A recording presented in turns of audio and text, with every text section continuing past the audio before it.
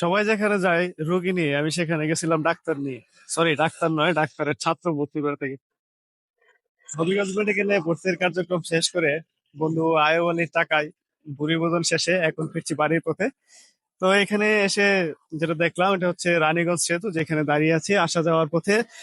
টুল বক্সে টাকা দিতে হয়েছে 20 টাকা। লাভ লস যাই হয়েছে, ভাবলাম তাহলে একটা ভিডিও ধারণ করে নেই, টাকাটা উসুল করি।